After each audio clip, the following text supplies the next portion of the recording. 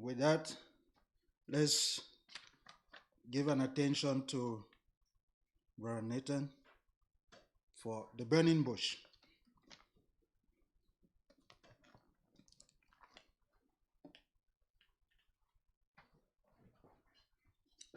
Good morning, and thanks to all for the help that you've been giving and that you will give over the next however many minutes. It takes a village, doesn't it, sometimes? All right, so this morning we are going to talk about the story of the burning bush. Moses in the burning bush. It's a story that you likely know. It's a very famous story. And if you remember about a month ago, we talked about Exodus as well. We talked about Exodus in regards to Ezekiel. We looked at early Ezekiel and how that mirrored the Exodus story. And that's not a coincidence. So I'm doing some research right now for some classes at Great Lakes this summer. And there's two ways to look at this. So either there is so much to study about the Exodus. There's just an overflowing of symbolism, themes, really, really great lessons that essentially the cup overflows. So we get the exhortations that are too much for Great Lakes. You can't fit everything in 5 classes. So we have a nice chance to get the cup overflowing. That's option one. The more cynical view is that it's the leftovers. So this is the stuff that didn't make the cut.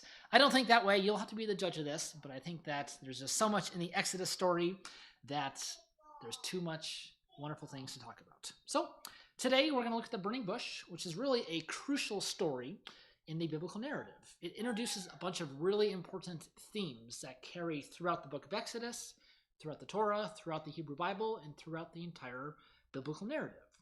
God delivers Israel from Egypt. The theme of Moses being called as a prophet, Yahweh's name, the name of the Lord, is revealed here. And then we have this glory cloud, the presence of the Lord that dwells in the bush that is on fire but is not consumed. And because of this kind of real crucial aspect of the story, it slightly changes how we exegete the story. Instead of just looking at maybe the big picture, we're going to view this passage typologically. Typologically, that's a fun word.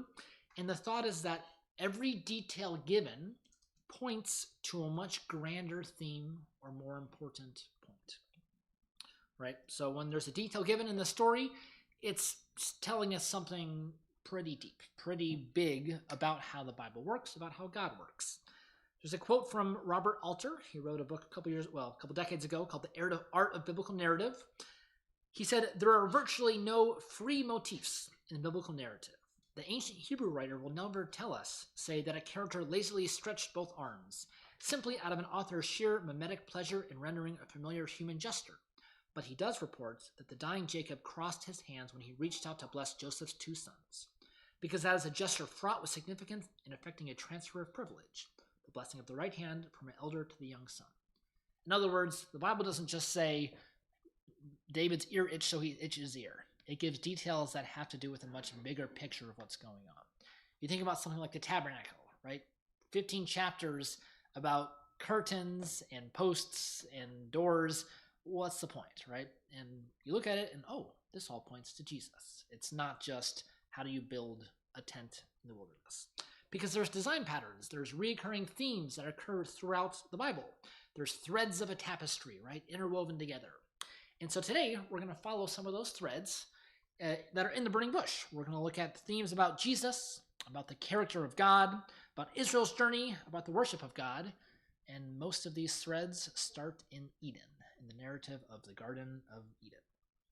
So to start, the first thing we'll look at is a question that I've had for a long time and never really had a satisfactory answer to. It's in Exodus 3, verse 5, and the question I had was, why did God ask Moses to remove his sandals? All right, so they're at the burning bush. God says, "Moses, remove your sandals, for you're on holy ground." Okay, sure, you're on holy ground, but so what, right? What does holy ground have anything to do with removing your sandals? So let's look at a couple reasonable explanations, or a couple thoughts that I found satisfying to me. The first is the thought of Moses as a redeemer, or the thought of redemption. So in the story of Exodus, there's redemption. The people of Israel are redeemed. There's a rescue, a liberation from bondage of slavery. And there's a really neat parallel in the book of Ruth. So flip over in your Bible to the book of Ruth, chapter 4. So we'll be going through, we'll hit a couple different ideas, different thoughts, different theories. And my suggestion is to kind of sit back, take the ones, you'll find some that are maybe a little bit out there in left field. You can leave those, and there will be some that really kind of speak to, oh, wow, this makes a lot of sense. I can use this in my daily life. So focus on those today. But Ruth chapter 4, verses 6 to 8. The closest relative said, I cannot redeem it for myself, because I would jeopardize my own inheritance. Redeem it for yourself. You may have my right of redemption, for I cannot redeem it. Now this was a custom in former times in Israel concerning the redemption and the exchange of land to confirm any matter. A man removed his sandal and gave it to another, and this was a manner of attestation in Israel. So the closest relative said to Boaz, buy it for yourself, and he removed his sandal. Well, that's interesting. In Ruth, we have a sandal being removed, and we have redemption. That's how you would redeem something, by removing your sandal. And in the Exodus story, we have redemption as a massive theme throughout Exodus, and we have removing of a sandal. And I think perhaps you can look at this as saying Moses is essentially removing his sandal, and who does he give it to? Who is there that he gives his sandal to? Well, it's the burning bush. It's the presence of God. So Moses is taking his sandal and giving it to God. And like Ruth says, the culture was that this seller gives his sandal to the Redeemer. And here I think the thought is that Moses already tried to redeem Israel. He tried to set them free. 40 years prior, when he went and he struck down an Egyptian taskmaster, he said, all right, Hebrews, let's rise up. Let's go against these Egyptians. And it didn't work. It was his timing, not God's timing. And here, 40 years later, Moses realizes, I'm not the Redeemer. God is the Redeemer. I'm going to give my sandal to God. God is the one who redeems. Moses is not a sufficient Redeemer.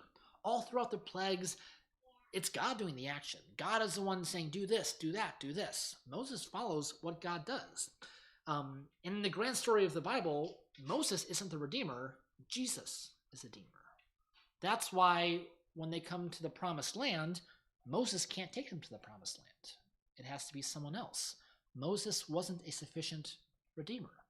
And I think this shows it here in Exodus when his sandal is being removed and given to the true Redeemer, to the burning bush, to the glory of God. And you think just physically, when he's removing his sandals, he's now walking barefoot in a desert, right? Walking barefoot in a desert. And you think about the purpose of shoes, of sandals, they protect your feet. If you don't wear shoes, if you don't wear sandals, and you're walking around barefoot in a thorny desert, your feet get beat up, right? They get bruised. And there's a thematic connection to bruising of the heel, bruising of the foot. How the serpent in Genesis 3:15 would bruise the heel of the seed of the woman, right? And then the seed of the woman would crush the head of the snake. So we have Moses' heel being bruised. And then later at the burning bush, what does Moses' staff turn to? A snake. And where does Moses pick up the snake by? Does he crush the head of the snake? The tail. It's Exodus 4:4. He picks up the serpent by the tail. So we have Genesis 3:15, this thought where the snake was going to bruise the heel of man, and then the seed of the woman would crush the head of the snake. That's hinted at here, but it's not full. Moses isn't the sufficient Redeemer. His feet is bruised. He doesn't crush the head of the snake. He picks up the tail of the snake. Again, pointing to a greater Redeemer to come. Moses has his job, an amazing prophet, but he is not the ultimate one who saves. God is the one who saves. Then thinking more on Eden, right? More back to the Garden of Eden. What is a sandal, right? A sandal is a covering. It covers the foot. It's a cover of leather, a cover of animal skin. And you think about in Eden, well, there was a covering of animal skin, wasn't there, right? Where God makes garments of skin to cover Adam and Eve, to cover their nakedness after they sinned. And you can think later on when Jesus, it talks about he will cover us, will be covered by Christ. But first, God is asking Moses to essentially go back to Eden. Go back and remove the covering. When God covered Adam and Eve to cover their sin, that covering was still there. The sandal was still there, covering Moses. God says, get rid of that covering. We're going to go back to the time in Eden before sin. when man walked with God, when God walked with man, I should say, when Adam and Eve were with God in the garden. Essentially, Moses is in a new Eden here at the burning bush. Right, we're going to come back to that. Here's another thought. Perhaps Moses is removing his sandals because the holy ground calls back to the Holy of Holies, to the temple of God, the inner tabernacle, the most holy place. And there's a really neat thought about how Eden itself was an entire temple to God. It's a long thought. There's a neat book, James Jordan, it's called Through New Eyes. He talks about how Eden can be a temple. And here at the burning bush, we have a lot of themes to temple imagery. Here's a quote from James Jordan's book. The ground was cursed under the old covenant, right? That was a curse to Adam. Cursed be the ground. Men normally wore shoes, and it was ceremonially important to wash the cursed soil off one's feet before entering a house. Holy ground, where the curse was removed, required men to go barefoot. Again, this is before the curse. We're back in this new Eden where the ground isn't cursed. And you think about priests. There's so many instructions about what they wore, right? They had the breastplate, they had robes, what was on the robes, what color were the robes, all these different things. What does it tell us about their shoes? What shoes did the priests wear? Nothing. They didn't. Nothing about shoes. All these instructions, and historically the priests would be barefoot. They're on holy ground. This is a place where the ground is not cursed in a new Eden, and the priest wouldn't wear sandals. Also in Exodus, when Moses sees the burning bush and God calls out to him, God says, do not come near, right? Do not come near. And that's priestly language. All throughout the Torah, we have instructions that the priest do not come near. They could, it says, Leviticus 16, no priest could enter at any time into the holy place except for the Day of Atonement. You think about Nadab and Abihu. They entered into the presence of the fire of the Lord, right? And it was unauthorized, and they were killed. You think about Israel at Mount Sinai, the mountain that burned.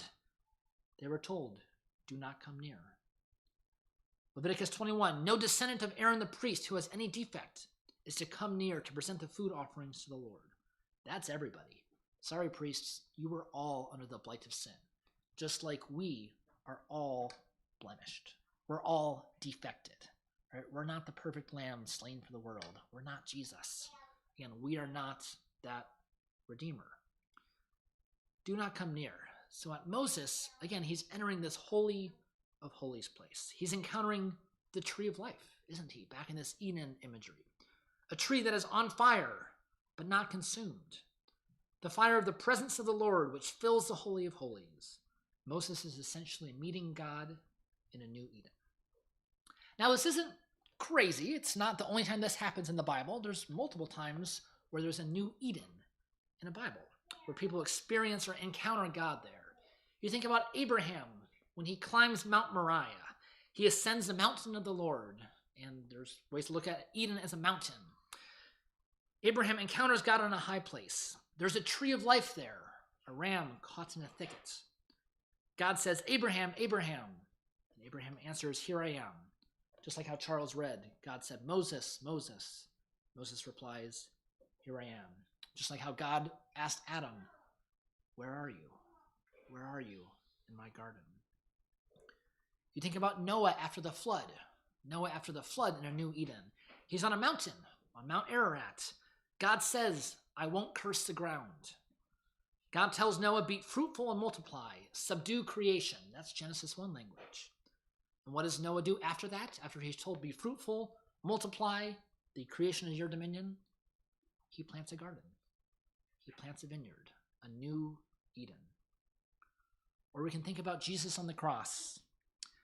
On a mountain, on a hill of Calvary, on a tree of death that becomes a tree of life to all of us. While Jesus meets with the presence of God that has descended to the mountain in a dark cloud. New Edens, encountering Jesus, encountering God in a new Garden of Eden. And this tree, this burning bush, is an important symbol. We come across it later in Exodus in the tabernacle, where the lampstand is equated to the burning bush. The lampstand was a stylized almond tree that burned with fire, and that too pointed to Jesus. Jesus being the tree of life, a tree of light, reflecting Jesus as a light in the life of the world. Oops, other page.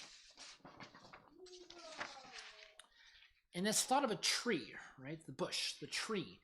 It's important because all throughout the Bible, trees are connected with humans. Okay? You think about Psalm 1:3. A person is like a tree planted by streams of water, which yields its fruit in season. And we could talk for a long time about how trees are similar to people in the Bible. And at the burning bush, God's presence is in the midst of a tree. And you think about what that means, where God's presence is in the midst of humans. God's saying that he will dwell, that he will tabernacle with us. The glory of God, the fire of the Lord spreading to fill the whole earth as the waters cover the sea. And it starts with us. It starts with humans. We are that burning bush. We are images of God. We bear God's glory. And we too desire to ascend the mountain of the Lord. We want to go up God's holy hill. We want to be the tree of life.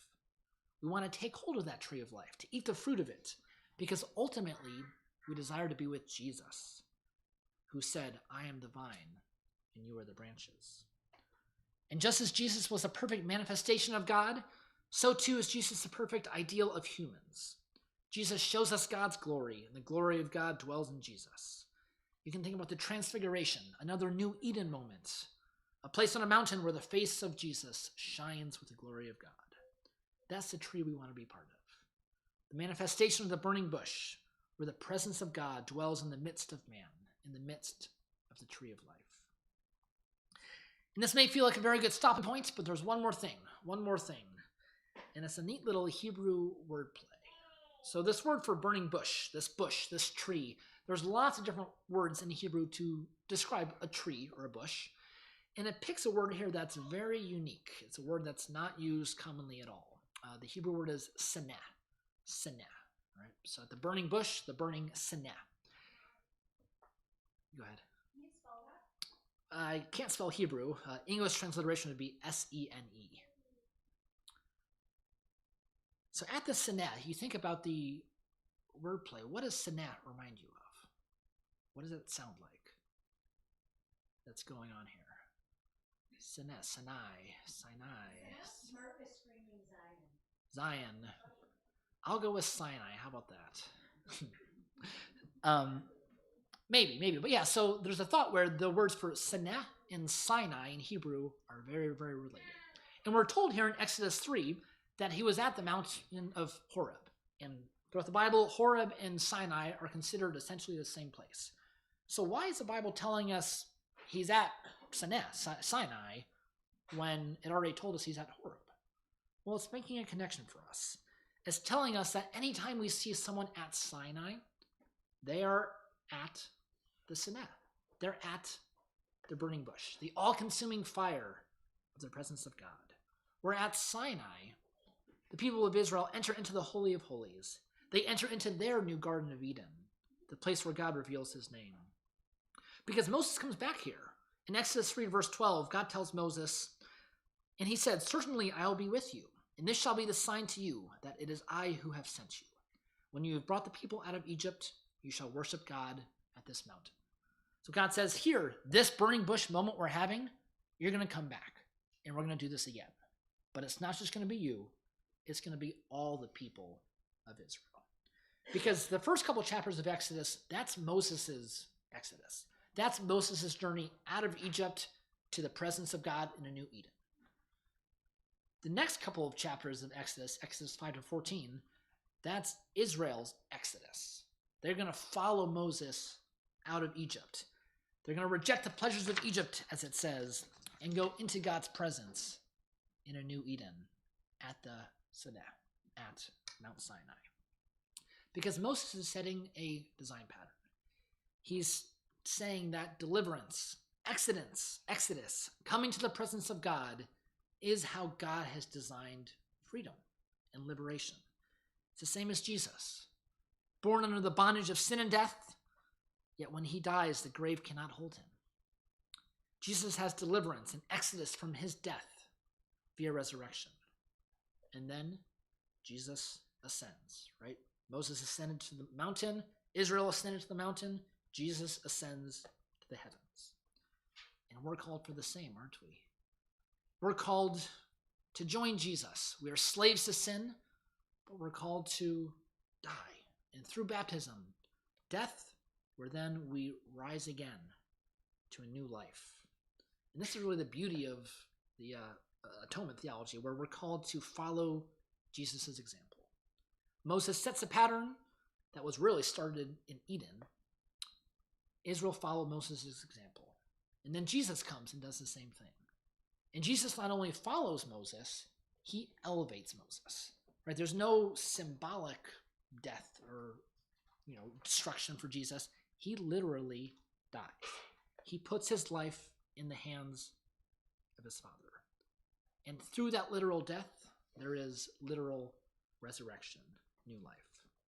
And this creates a call to action for us, where we too can join Jesus in his death so that we too can be raised. And so there's a question for us today. There's a bush off in the distance. It's burning. It's a tree of life. There's a presence of God in it. Do we see it? Do we stop? Do we go to the side and see why that presence of God burns the tree but doesn't consume it?